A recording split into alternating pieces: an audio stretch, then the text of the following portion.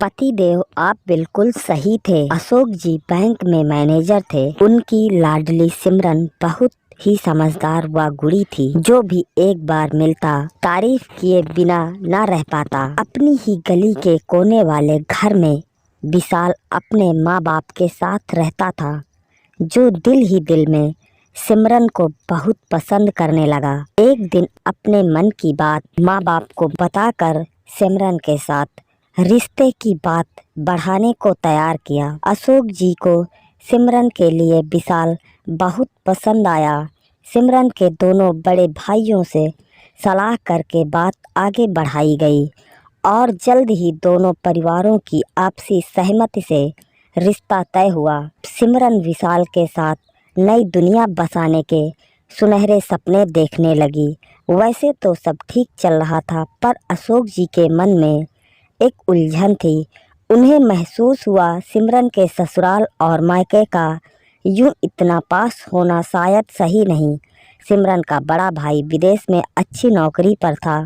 अशोक जी की भी अच्छी तनख्वाह थी, तो सोचा यह घर वैसे भी बहुत पुराना हो चुका है, तो क्यों ना कहीं और नया घर लेकर शिफ्ट हो जाए। फिर क्या था, कुछ ही दिनों में परिवार नई कोठी में रहने चला गया और खूब धूमधाम से सिमरन और विशाल की शादी संपन्न हुई। सिमरन अपने ससुराल में बहुत खुश थी। सास ससुर बहुत प्यार करते और विशाल भी पूरा ख्याल रखता। समय बहुत अच्छा चल रहा था, परंतु एक दिन अशोक जी को हार्ट अटैक आया और वे हमेशा के लिए परिवार को छोड़कर चल बसे। सिमरन के लिए यह बहुत बड़ा झटका था। दूसरी तरफ माँ का भी रो रो कर बुरा हाल था। सिमरन कभी खुद को संभालती तो कभी माँ को हिम्मत देती। इसी दौरान बड़ा भाई भी पत्नी सहित विदेश से वापस आ गया। सारी रस्में निभाने के बाद दोनों भाइयों ने तय किया क्यों ना जायदाद का बंटवारा भी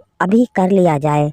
आखिर बार बार विदेश से आना कोई आसान तो नहीं। फौरन वकील बुलाया गया। वकील को पूरी जायदाद के 3 हिस्से करने को कहा गया, दोनों भाइयों के और तीसरा हिस्सा सिमरन की माँ के लिए।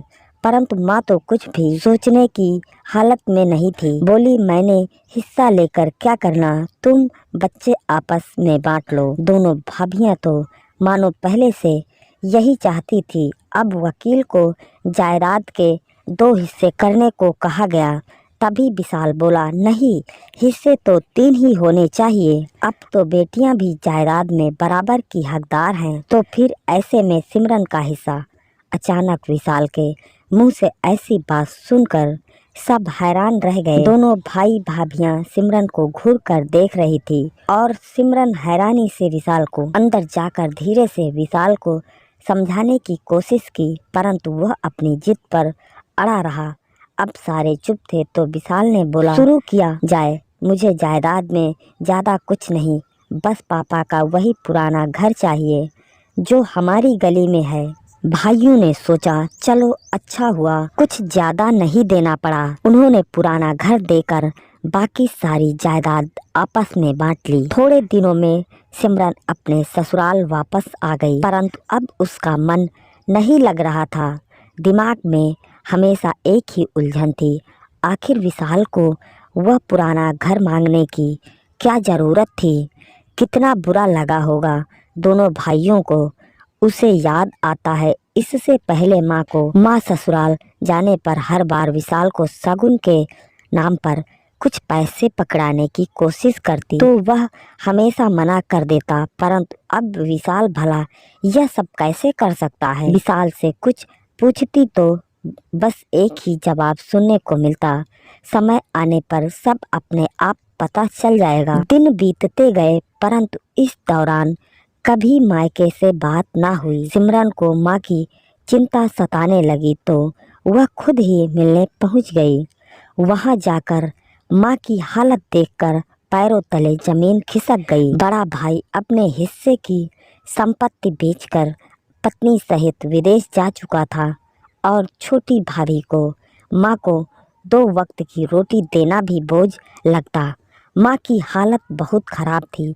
सिमरन ने रोते हुए माँ को साथ चलने को बोला, परंतु माँ को बेटी के ससुराल में रहना मंजूर नहीं था। रोती हुई सिमरन अपनी ससुराल लौट आई।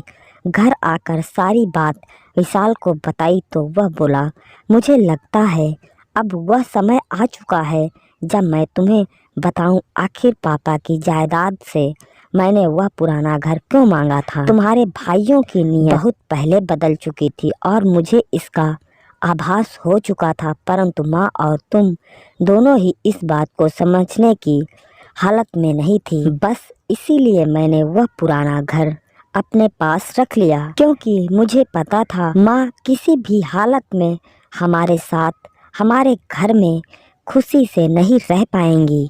हम सुबह ही चलकर उस घर की सफाई करवा लेंगे और फिर माँ को यहाँ अपने पास ले आएंगे। हमारे पास रहेंगी तो तुम दिन में जब कभी देख सकोगी, मैं भी समय मिलते ही चला जाऊँगा।